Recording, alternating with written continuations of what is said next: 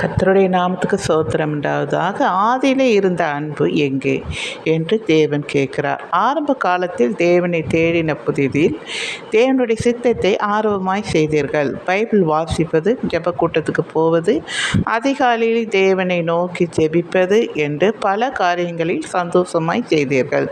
போக போக தேவனிடம் இருந்து சுகமான பிறகு, உங்கள் வியாதி சுகமான பிறகும் ஆசீர்வாதங்கள் தேவனிடத்தில் வர வர நீங்கள் நல்ல நிலையில் இருக்கும்போது நீங்கள் தேவனிடம் இருந்த அன்பு குறைந்து போகி காணப்படுகிறது.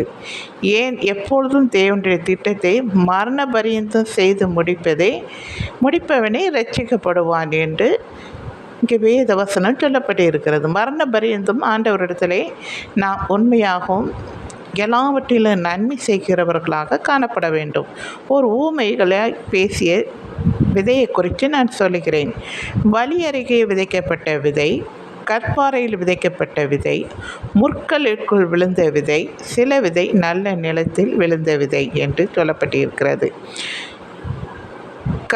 கற்பாறையில் விழுந்த விதை முளைத்து என்ன செய்தால் நல்ல வளம் இருக்கிறது. அப்புறம் தண்ணி இல்லாத காரணத்தினால், அது மண் ஆழம் இல்லாத காரணத்தினால் என்ன செய்கிறது, விழுந்து விடுகிறது. பிறகு முற்கள் பகுதியில் விழுந்த விதை வளர்ந்து நன்றாக வளரும்போது முற்கள் அதை நொறுக்கி போடுகிறது. அதாவது சோதனை வந்தால் சிலர் என்ன செய்கிறார்கள், தாங்க மாட்டேன்றாங்க, பின்வாங்கி போகிறார்கள் தேவனை விட்டு. அதுக்கு பிறகு கற்பாறையில் அதே மாதிரி தான் கொஞ்ச நாள் ரொம்ப ஆர்வமாக ஆண்டவருடைய இதெல்லாம் செய்துட்டு அப்புறம் அது தண்ணி இல்லாத காரணத்தினால என்ன, அது மரம் விழுந்து போகிற மாதிரி இவங்களும் அப்படி தான் கொஞ்ச நாள் நல்லா செய்துட்டு ஆண்டவர்கிட்ட எல்லாம் ஆர்வமாக செய்துட்டு பின்னாடி என்ன செய்துடுறாங்க, பாதியிலே ஆசீர்வாதம் வர வர அவங்க அப்படியே படிப்படியாக என்ன செய்கிறாங்க, குறைஞ்சி பின்மாற்றத்துக்கு போகிற மாதிரி இருக்கிறது.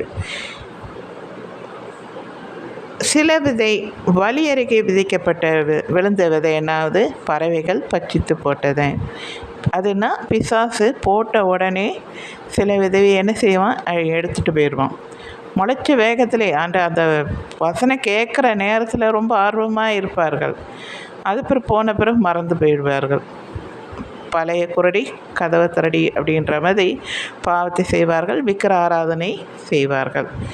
சில விதையும் நல்ல நிலத்தில் விழுந்து 30ஆகவும் 60ஆகவும் 100ஆக பலன் கொடுத்தது என்பது போல் சில விதை நன்றாக 30, 60, 100ஆக பலன் கொடுத்து மரண பரியந்தும் ஆண்டவருக்கு உண்மையாக இருப்பார்கள்.